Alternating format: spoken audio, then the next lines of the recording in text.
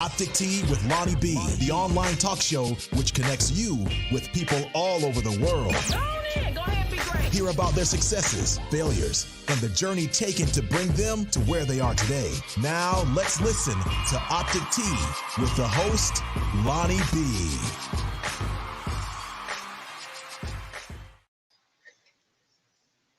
Good afternoon, everyone, and welcome to Optic Tea with Lonnie B.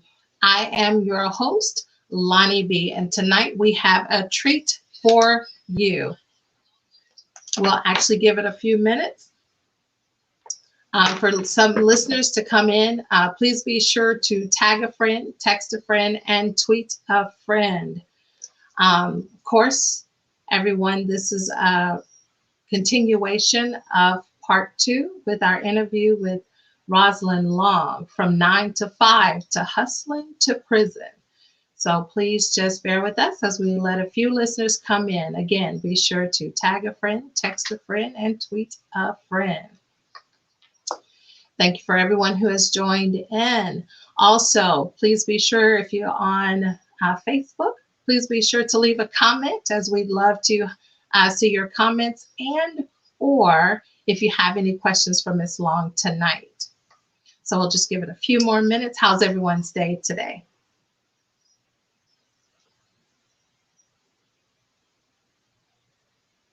Good, we're looking good. Tag a friend, text a friend, tweet a friend.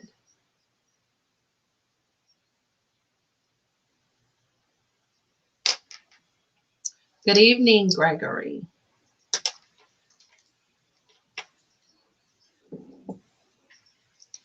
Okay, everyone. Once again, thank you for tuning in to Optic Tea with Lonnie B, where we're having part 2 continuation with Rosalyn Long, from 9 to 5 to hustling to prison. Before we get started tonight, just want to give out our weekly quote on Optic Tea. Today's quote comes from Lori Giovanni that says, "Value the journey. Otherwise, you may reach your destination, but miss your life." So remember to always value the journey.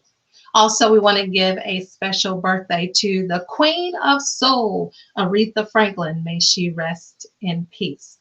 So once again, everyone, thank you again for tuning in to Optic Tea with Lonnie B for part 2 as we interview Rosalyn Long, from 9 to 5 to hustling to prison.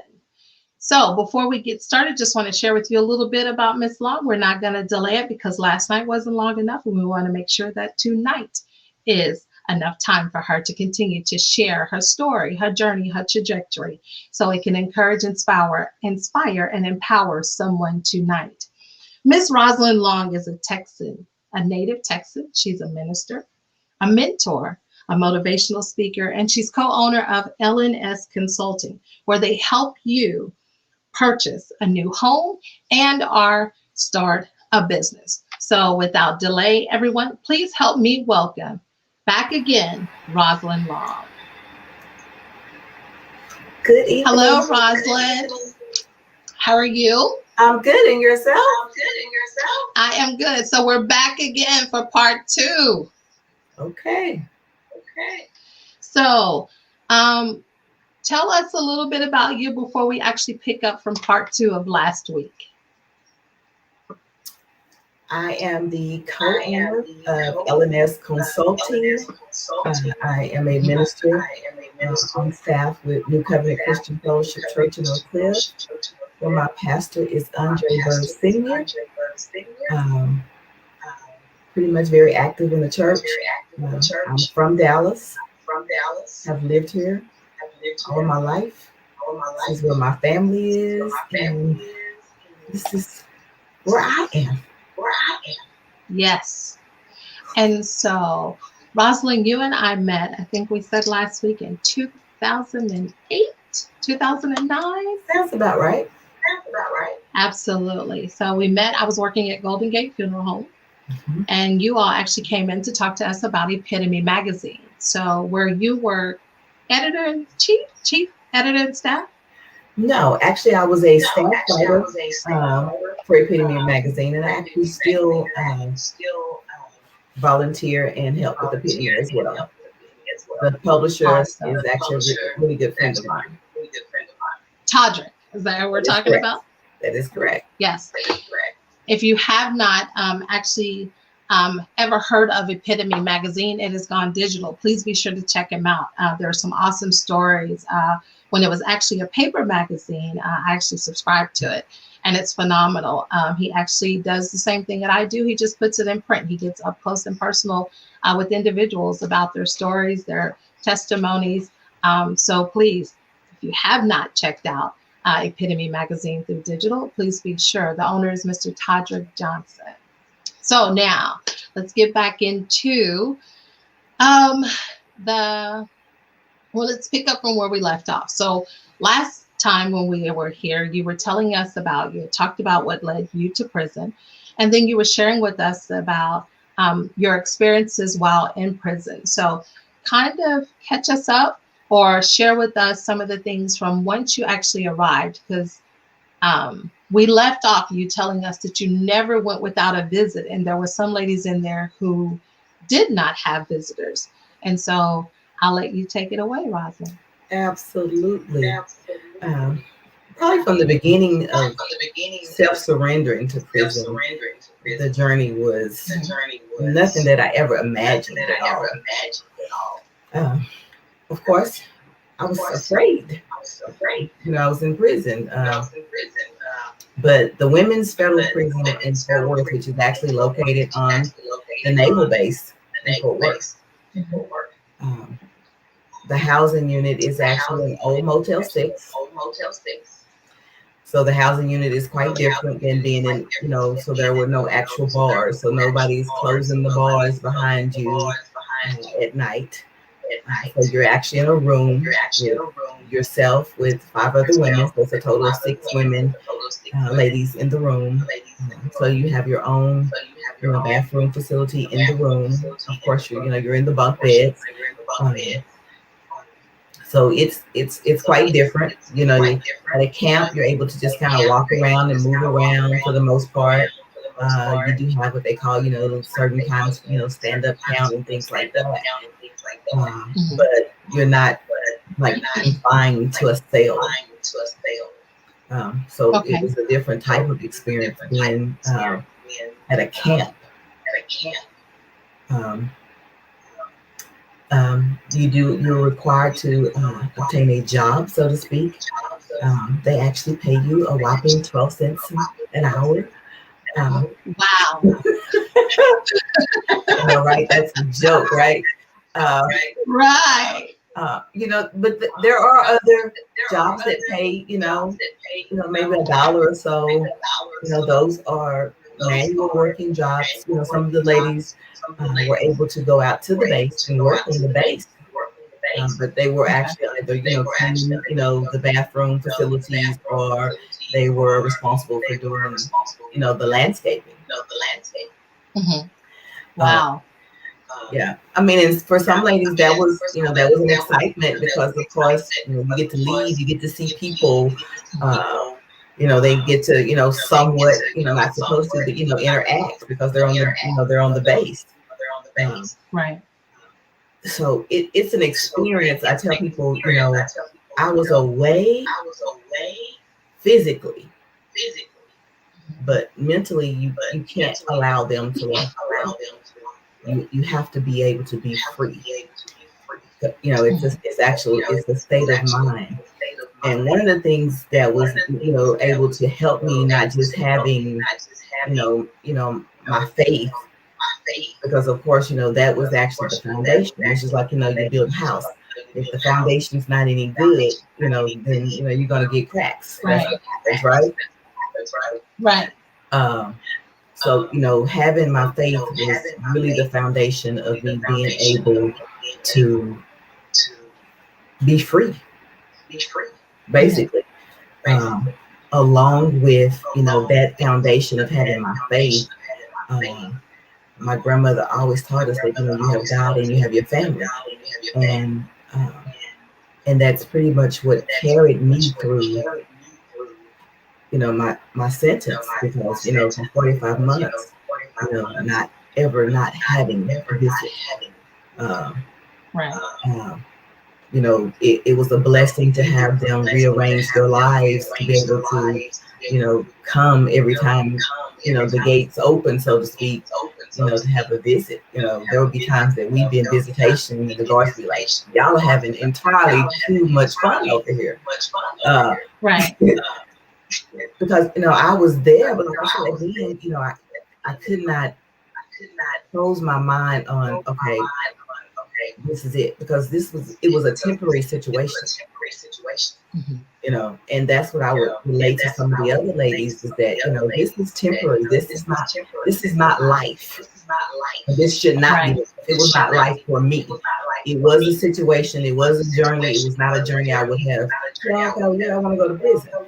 But it was actually a blessing in so many ways for me, because I was able to work on me and work on issues, you know, that I had, you know. So it was a blessing in so many ways, you know, and not just working on me, you know, working on my relationship with God. It was truly life changing for me, and not just for myself, you know, but for my family as well. I tell people all the time, you know, if you have family that's in prison, the communication, you know, the visits, the letters, you know, the cards, the phone calls, they mean everything, because Right. that's your lifeline. Now, exactly.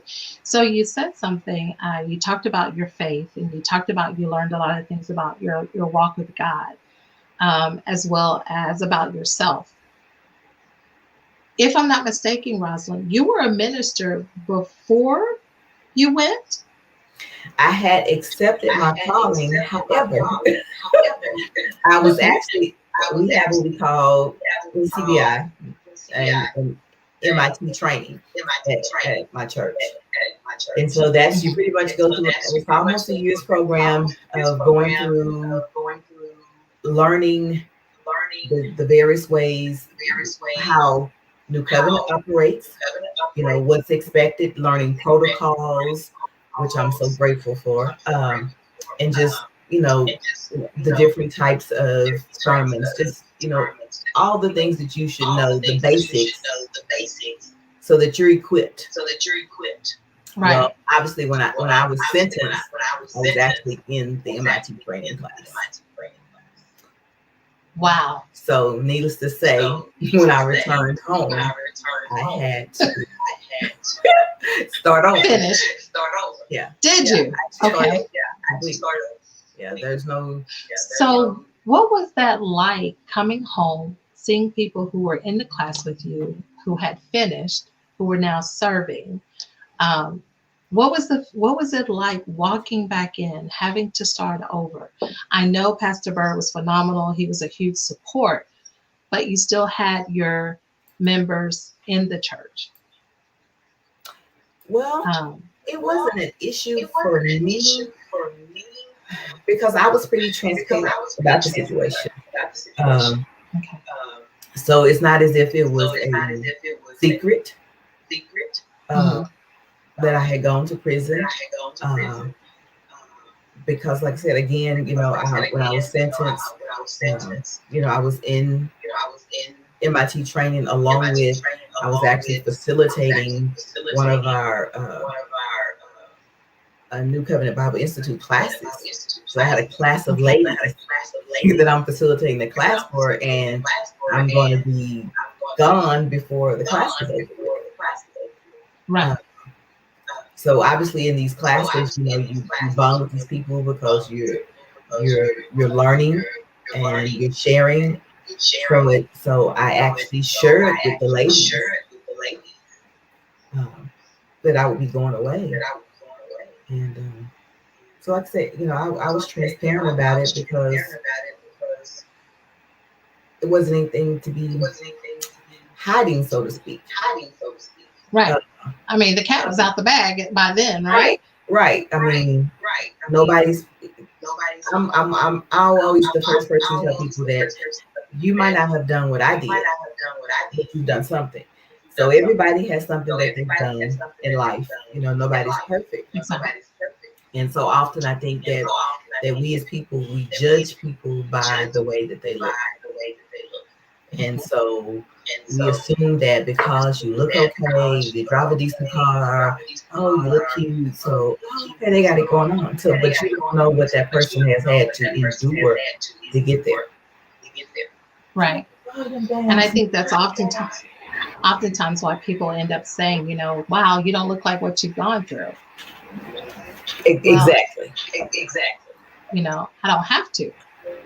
But, sometimes we do. And that's understandable. When we come back, we're going to go to commercial. When we come back, I do want to share, would like for you to share, just to recap for those who were not tuning in last week,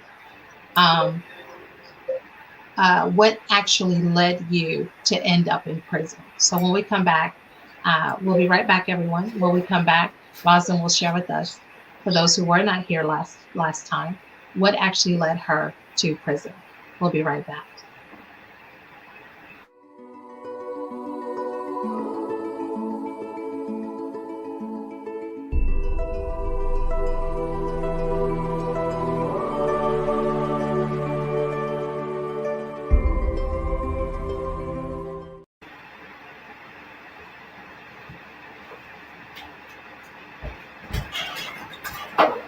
That was good. I turned it down. You turned it down. Yeah, but it's not my voice. Oh, Yeah, that's what Candy come.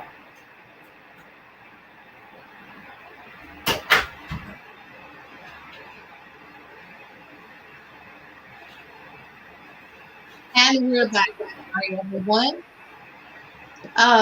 Once again, when we left back, a few minutes ago when we coming back, just Roslyn wanting to, for those who are just now tuning in, you're tuning in to Optic Tea with Lonnie B, where we are getting up close and personal with part 2 with Rosalyn Long, talking about from 9 to 5 to hustling to prison and then to break free. So Roslyn, if you could, for those who are tuning in this one, if you can share with us what led you to prison. So basically, I was at a point in my life where I actually did not love me. And so not loving me, leads you to do things that you normally would not do.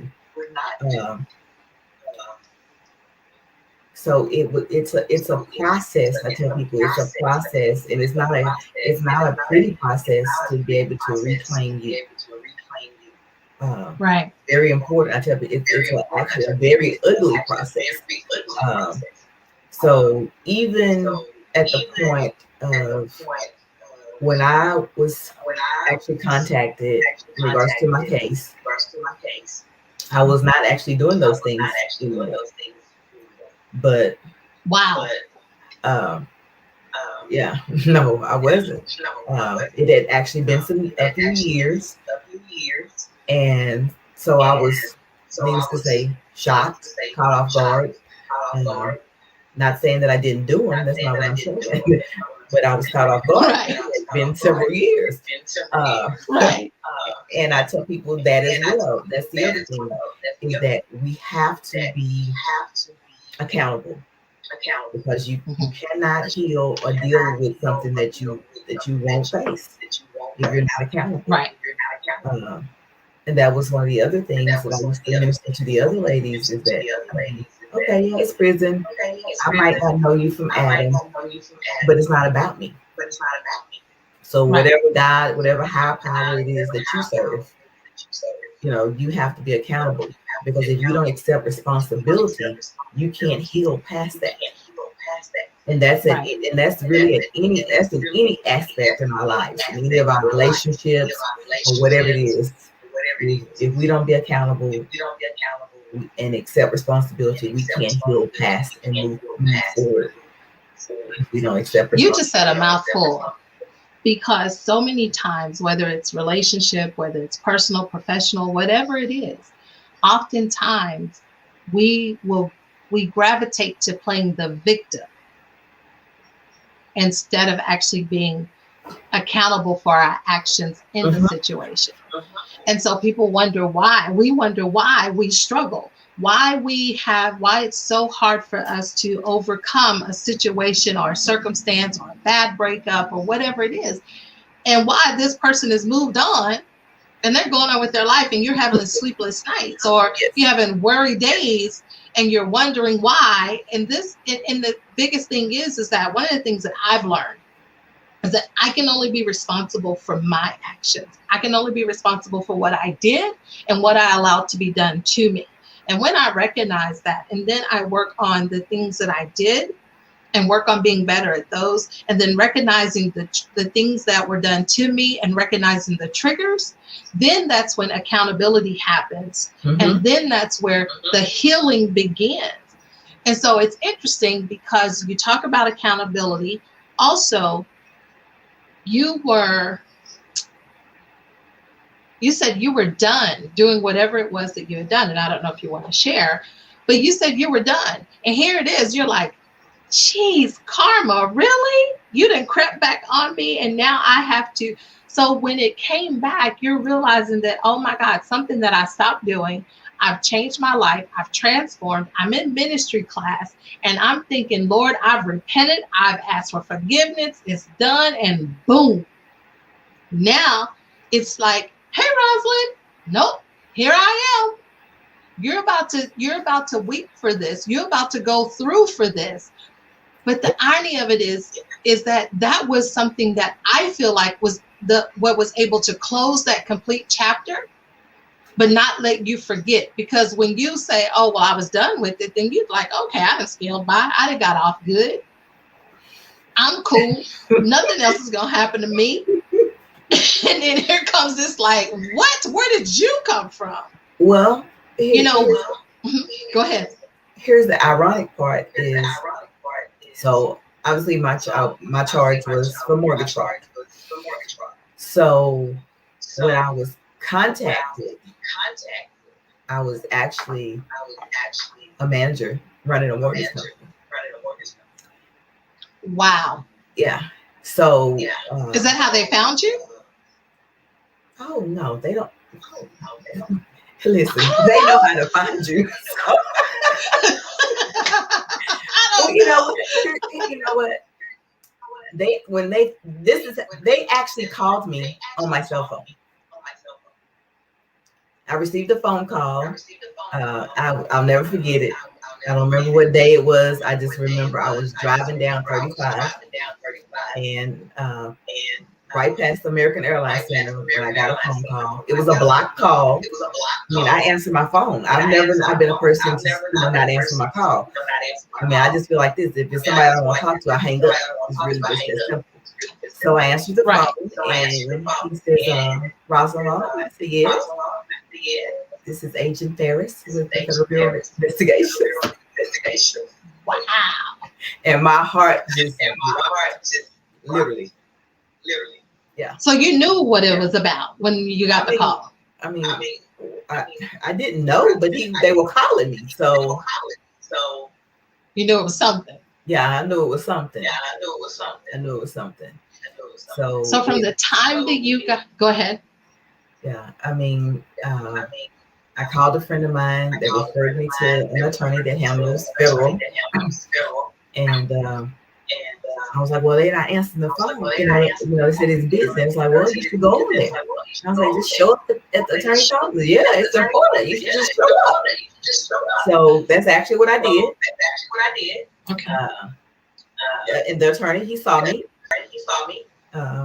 He actually had the agent, when I told him who had contacted me, he pulled out his cell phone and called the man on his cell phone. Yeah. Okay. Yeah. Wow. Yeah. I think the hardest part for me for just not just for that part, but even for the journey itself was that my family had to endure. Because when you go to prison, along when you go through this, I mean, there are people who will get charged or get contacted, and it goes on for years and years. Mhm. Mine only went on for a couple of years, but that's a long couple of years when you're dealing with the stress of what's going to happen. And like I said, so for me, it was my family having to endure, because like I said, lives, schedules had to be disrupted, so to speak. Right. Like I said, my aunt and my uncle, they were always there. The rest of my family, came for the most part, but my aunt and my uncle, and I have she's just like my aunt. She's my aunt, not by blood, but she is our family, and she came to visit every week. I mean, That's these who are you were people telling us who, about last time. yeah. I mean, these are people who, changed their lives. I mean, my one aunt, she happened to retire while this was going on. And she's just like, God just knew it was time for me to retire. He knew I was going to have something else to do. So she pretty much, I mean, everything that had to be taken care of and done for me when I was gone, my errands, so to speak, my I want this book, my whatever. Right. She And that's the good thing, is that you were close to home, because you lived in Dallas. Carswell is on the other side of Fort Worth, so I'm very familiar with where that is. But what was it like? You said it was 2 years before they actually sentenced you? Yeah, pretty much. Yeah. Right in 2 years. What was that waiting period like? How did you continue to just move forward with your life as if that sentence was not hanging over your head, for lack of better terms? I mean, there were good days and bad days. For the most part, I had to live, because I couldn't throw in the towel, so to speak, because what was going to happen was going to happen. Right. So I just had to be like, okay, God, I can't do this. Because it would be, like I said, there were good days and bad days, and you'd be like, okay. Right. That's hard. I don't think, for me, I don't think I could have done it and stayed sane. But like you said, it's all about your support system. You had your family, you had your pastor, you had your church, you had your friend. And I think that's very key and very important. And one of the things is that when I hear you say that, I use this saying that I use all the time, is that what you express about your family, about your pastor and your friends, is that they showed you unconditional love without their conditions. Because that means that they may have expressed their hurt, but after they expressed it, they continued to help you continue to move forward until that day came, like nothing was, like nothing ever, like it didn't happen. We knew something was going to happen, and they had to alter their lives when that day came. But listening to you, I commend your family. I commend your support system for helping you stay mentally sane and to be okay with whatever the outcome was going to be, in spite of the circumstance. Your faith was there, and you really have shown that, you really held on to your faith, because I believe that's me knowing you. That's how you made it through, because that means if it was 2 years waiting, that means, Rosalyn, you and I were talking and I didn't even know that this was going on in your world. And so that gives me a whole new, I look at you and say, you are a woman of the epitome of strength. It wasn't the woe, it's me. It wasn't the, this is going to happen to me. You continued to walk in Roslyn, continued on your journey, and just knew that this was going to be a temporary stop, like you said earlier. This is just temporary. So I commend you for that. I really, really do. When we come back, I'm going to go to a commercial break. When we come back, we want to talk about there's a poem. Yes, I'm bringing it up. There's a poem that I would like for you to read and share with us how this poem came about. So for those who are tuning in, we'll be right back, but you are actually joining in with Optic Tea with Lonnie B and her guest tonight, Rosalyn Long, as she shares her journey from 9 to 5 to hustling to prison to outbreak. We'll be back momentarily.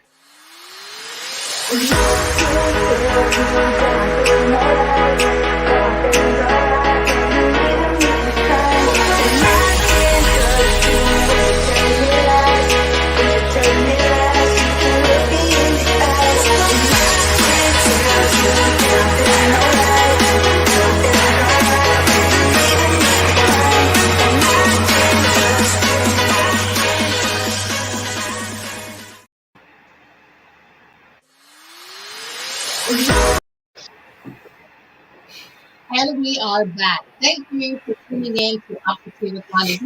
And joining me today is Rosalyn Long, as she shares her journey from 9 to 5 to hustling to prison break to break free. Not literally break free, but she was break free when they released her. So once again, for those who are tuning in, thank you for tuning in. We always like our listening viewers. Before we actually go back into it, Rosalyn, as you read your poem, before we go into it, if you're out there tonight and you're listening and you're viewing, I would ask that you actually go to my YouTube channel, Optic Tea with Lonnie B, and subscribe. For those who subscribe tonight, you will actually be entered into a drawing for a complimentary book or a complimentary gift from Lonnie B. So please be sure to subscribe my channel, and also be sure to tag a friend, text a friend, or tweet a friend. This is something that is new, but the purpose of Optic Tea with Lonnie B is to find those hidden gems who are your own personal hometown heroes, and for them to share their story, to talk about their successes, their failures, as well as the realizations that they had along the way, but it never stopped them from continuing on the path that the higher being had for them. So once again tonight, joining me is Rosalyn Long, and before we left, I asked her if she would be willing to share a poem that she wrote. And before she does, I would like for her to share a little bit with us about how this poem came about. Okay. This particular poem that I had written back in 2011 or so, maybe the latter part of 10, was a poem that I wrote in regards to telling a story about how people just assume when they look at you that you're okay. I've previously been in an abusive relationship, and so I think that people just judge, because you have this, you have that everything is okay, and not knowing, exactly what you're dealing with. And so this poem was kind of, was laid on my heart, and so I wrote it, and it was actually published in Epitome. And scouts, they use the term spoken word. Actually won the Epitome Award for that year.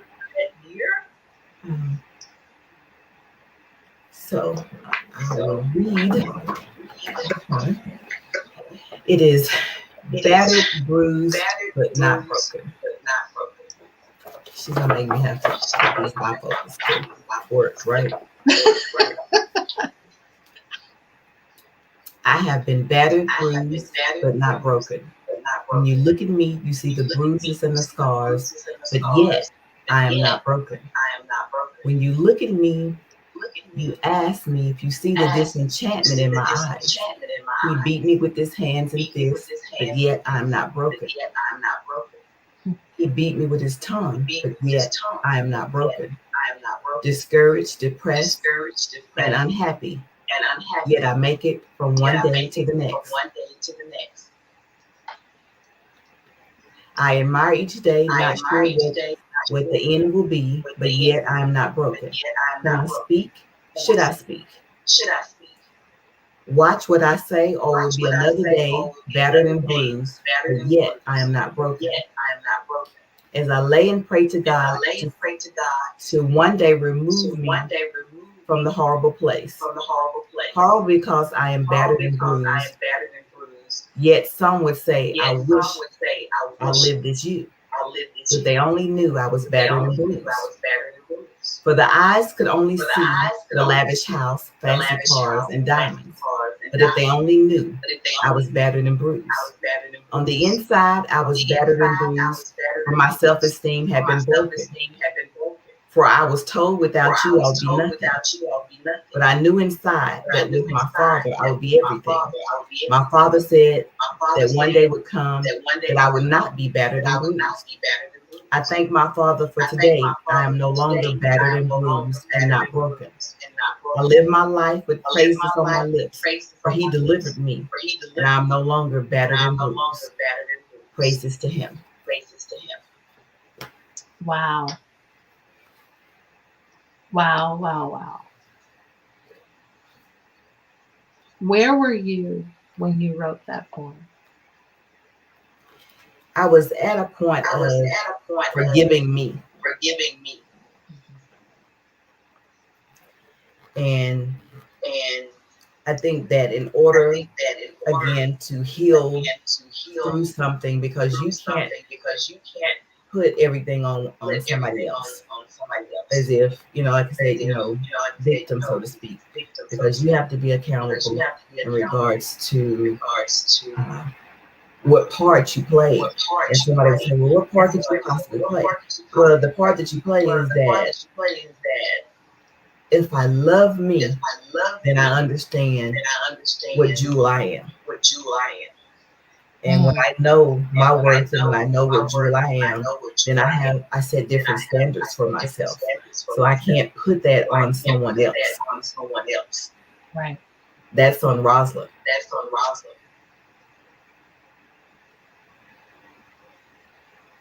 And during this relationship, you were in this relationship, and I'm assuming the poem is referencing your relationship during the time of your incident. Did anything happen to him?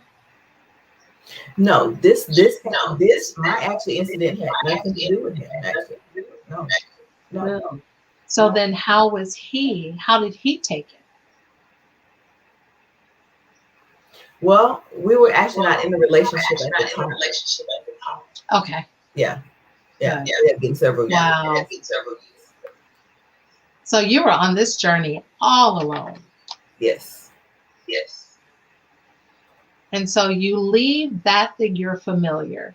You're in your day camp. Your temporary camp is what we're going to call it. You're in your temporary camp. And last time we were on, you talked about some of the ladies that you had established friendships with and some of the ladies that you all still keep in touch today. Have you all become like your own inner support system for each other? Well, absolutely. I think that in some way we are our own support system, because there are things that only if you've been there that you would understand. Mm-hmm. Right. Can't tell me about something you don't know about. Yeah.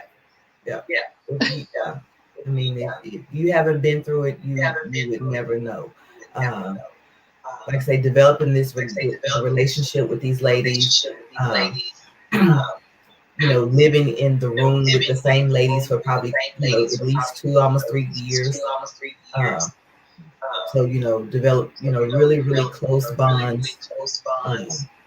So, you share. Right.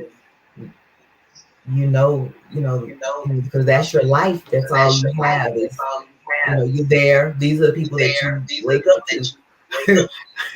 Right. These are the people that, you're going to see when you wake up. They're people you're going to see when you go to bed. So there's a definite special type of friendship and bond that you develop, because whether it's your good days or your bad days, those ladies are there, and of course they can understand because they're in it as well. So everybody's Right. situation is different. What everybody's dealing with at home is different. Some people having husbands, some people, it's kids, or just life, just your family or whatever the Right. case may be. So you definitely develop those friendships, and they're very, very important. Wow, I can imagine. While you're building those relationships and you're in there, and these become your new family, and you are you're getting to know each other. You're learning about each other, learning about your not only just why you're there, what brought you there, but like you found yourself, and the other ladies begin to find themselves. Was there one person who was an inspiration that stood out of the ladies that were there?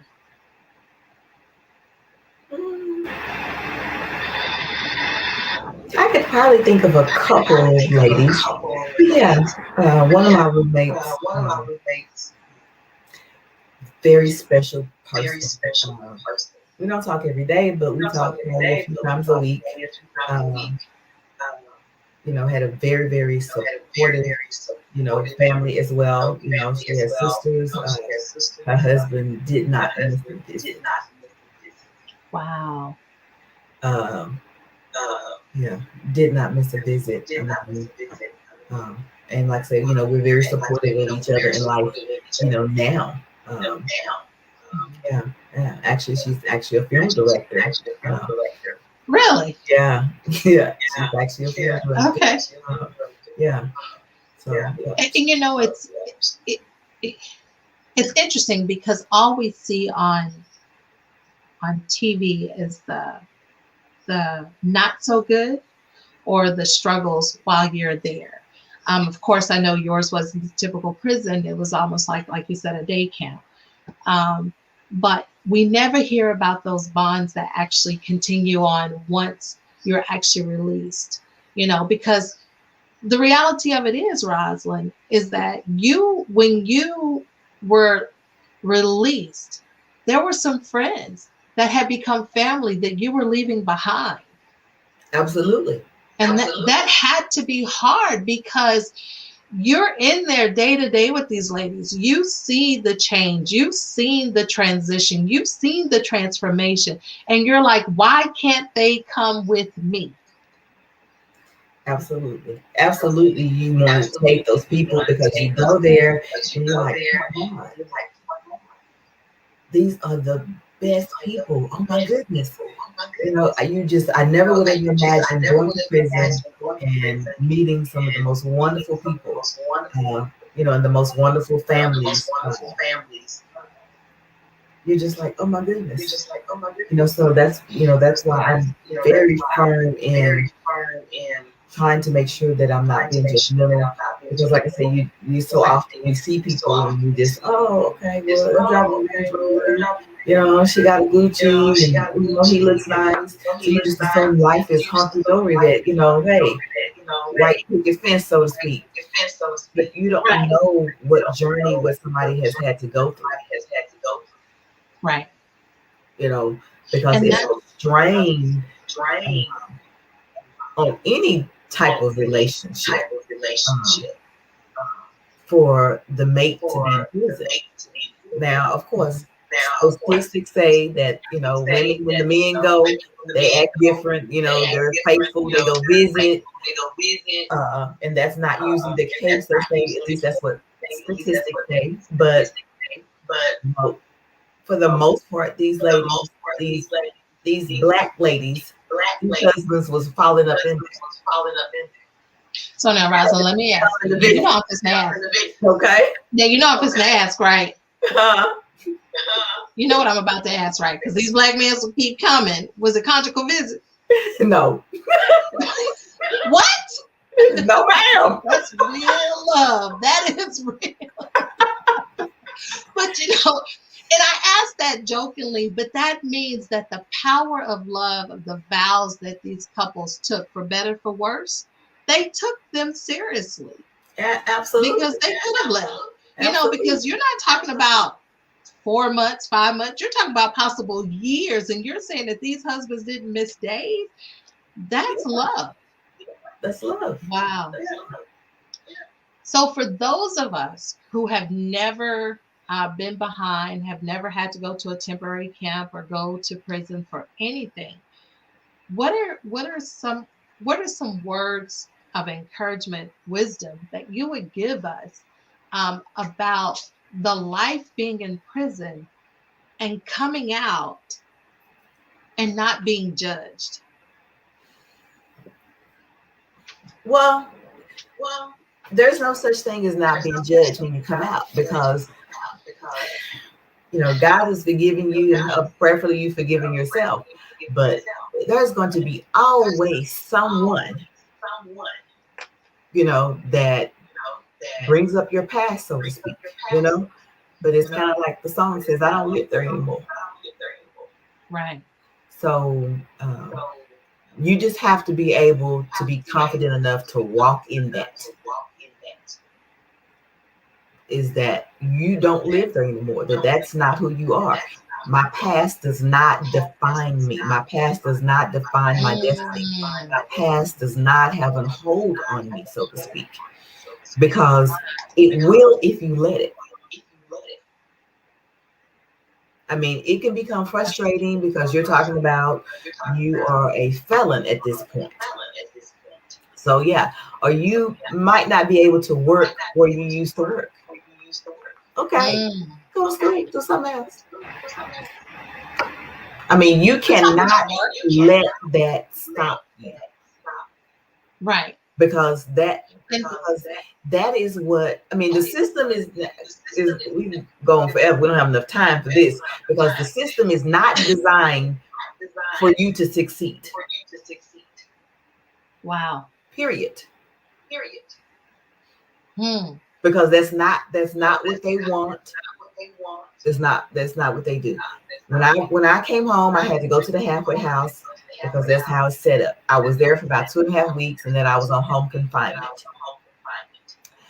I was blessed enough to work for my church. But at one point I was trying to go to school full time, and I was told that restitution is priority. Oh, wow. So it's all about, the system is about money. Prison is about money. So they don't care anything about you. They don't care if you're taking classes, any of that. At the camp, they do not offer the things that they offer in maximum security prisons. It doesn't happen. They feel like you at a camp, you're minimum security, you figure it out. Figure out what you're going to do with your time. Betty paid for me to take college courses. You can take correspondence classes. But that was something that she paid for out of her pocket. Wow. That is not something that they do.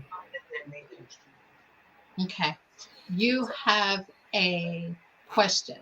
Oh, I see. How do you mend relationships? Well, first of all, you have to make sure that you don't go in with those issues. And that's why I tell people, because there were times, matter of fact, me and my roommates, my good friend that I was talking about, that's the funeral director, we had issues because people were upset because we had visits all the time. Well, listen, I didn't wait till I went to prison to love my family. Those were relationships that have been built through the years. You don't wait until that happens. But if you do, then that's something that you're going to have to work on, because you got to find out, well, how did we get here to where we have a rift in the relationship? Right. For it to be able to have to be mended.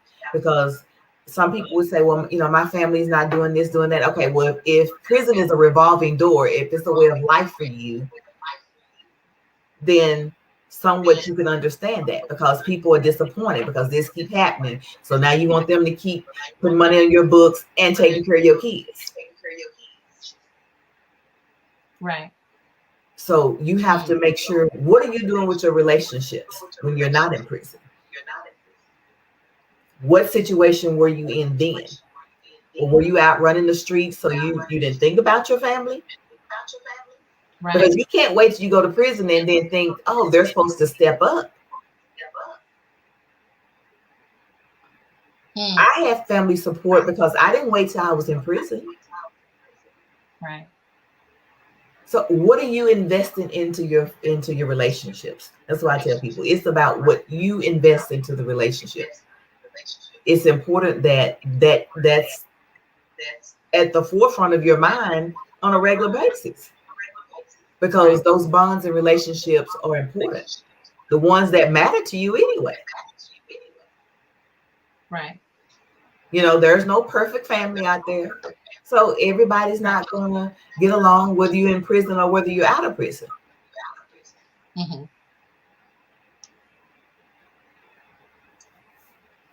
That's good. So basically, those relationships, if there's rift, if there's issues, those should be actually rectified before something like a tragedy happens or a unexpected circumstance or situation happens. You know, family should be rectified at all costs. This is what I tell people. I think this is the best way to put it.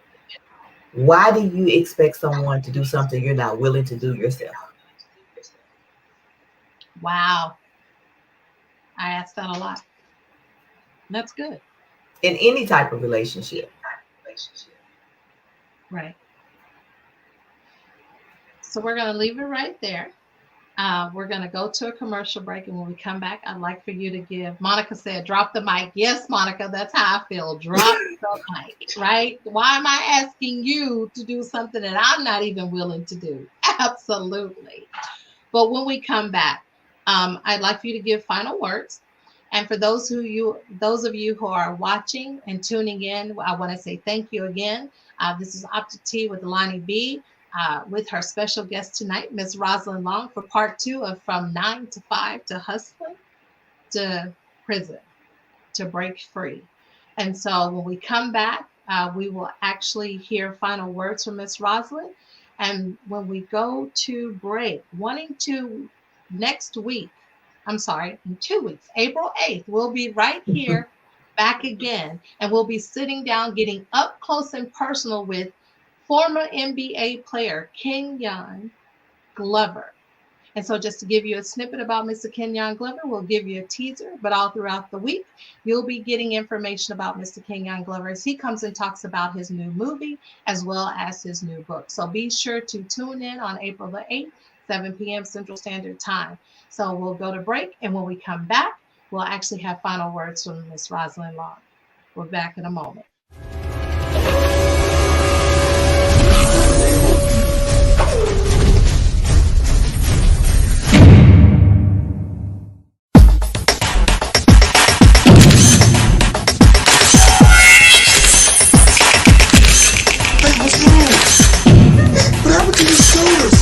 Besides, that motherfucker was dealing in our back. I still run this crew and make those decisions. Not you. Come back.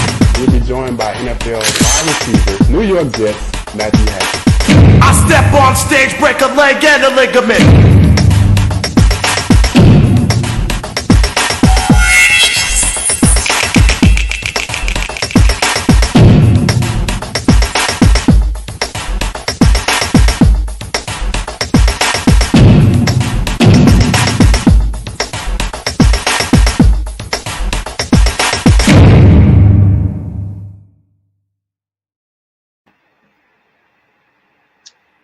And we're back. Ladies, was I the only one who took a sip of my tea watching that commercial on Mr. Kenyon Glover? Y'all, he is not only handsome, he is smart, he is intelligent. But as we all do, like Roslyn said earlier tonight, we all have something that we have to deal with. And Mr. Kenyon Glover will be talking to us about that on April the 8th at 7 p.m. Central Standard Time. You know, Miss Rochelle, you asked, do we get a part 3? I don't think we'll get a part 3, but you know what? I think maybe we can do an a special Zoom one-on-one with Miss Roslyn where you can really get up close and personal and ask her those questions. I'd have to visit with Miss Roslyn and see if that's something she's open to doing. And if you all are interested in it, please leave a comment on Optic Tea with Lonnie B's page and let us know, or even let Miss Roslyn know.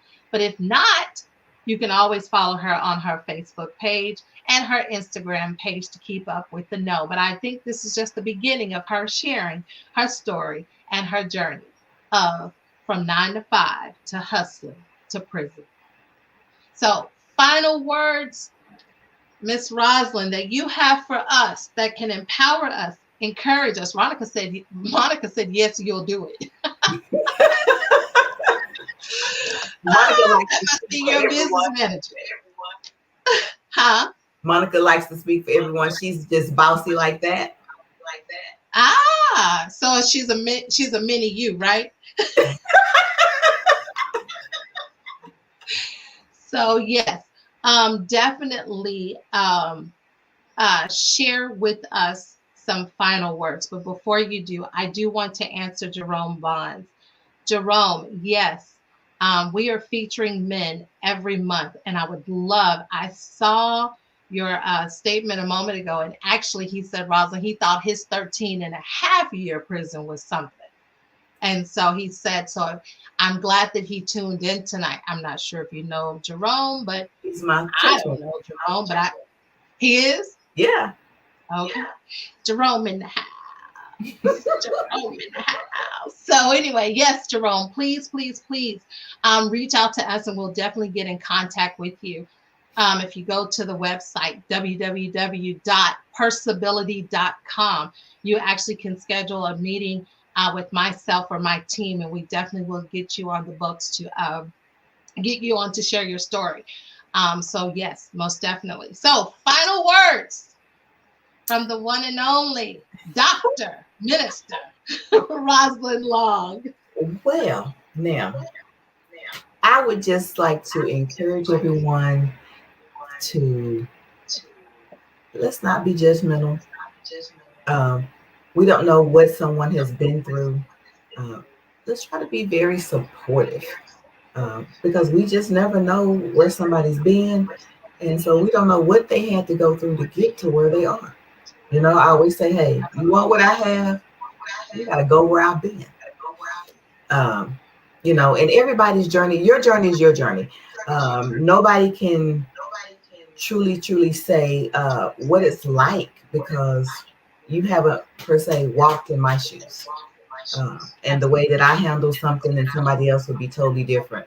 Now, it has been a true blessing for me because I could have, and I know people that, lost their minds in regards to the things that I've been through in life. But, I also have learned to embrace that, God has something for me. And so therefore, I've had to learn that I'm not common. I'm rare. Yes. And so I have to embrace that and accept that. And then sometimes that means that, relationships and things change because, God has me in a place. So I've had to learn how to move in a different type of way in my life. Sometimes, it's hurtful because, there were people and things that you thought would be there, forever and be there with you. But for whatever reason, they're not. And, I just have to embrace that, being rare is kind of like, people, the Rolex is not just, they're in certain sections. They're not priced, so to speak, because they're what? They're rare. So I've learned to accept that. And so I just encourage people to just know that your journey is your journey. Love on yourself and set boundaries. It's okay. It's nothing wrong with that in life because you have to love you and accept whatever it is that you have to deal with. No one else can tell you how you should feel because they're not in your situation or they haven't been in your situation. Exactly. So, your feelings are always valid. Don't let anyone ever discount the way you feel about something. So I just encourage everyone to love on yourself and be supportive in mending those relations or building those relationships with your family while you can. Because even especially now in a pandemic, we never know what tomorrow brings, because tomorrow is not promised to any of us. So, build on those relationships while you can, and love on you, and always, always make it a great day on purpose. Yes. Roslyn, thank you so much. It has truly been an honor and a pleasure to sit down with you 2 weeks in a row. You know, this interview has just made me love you more, my sister. And as you were talking, one of the things, the old saying, but I'm gonna put my spin on it for you. It says, "Good, better, best. You never let it rest until your good became better, and now your better is becoming your best." So I wish you much success. I know this is not the end, because Monica's already told us that we will actually be having up close and personal, and then you'll have to come back when Mr. Jerome comes on, and I'm pretty sure you'll be on next week with your team. Yes. Young Glover in 2 weeks. But Roslyn, truly, I thank you. It's truly been a blessing. It's truly been a pleasure. And I thank you for giving me the opportunity to get up close and personal with you. And to everyone out there, to the listening and viewing audience, thank you so much for tuning in with Optic Tea with Lonnie B, as we got up close and personal this week with Rosalyn Long, from 9 to 5 to hustling to prison to now she has broken free. And not just free from prison, but free in her mind, free in her soul, and free in her body. So once again, thank you all for listening. And please be sure to subscribe to my YouTube channel, Optic Tea with Lonnie B. And until we meet again on April the 8th with Mr. Kenyon Glover at 7 p.m. Central Standard Time, remember, smile. You owe it to yourself. Have a good night, everyone.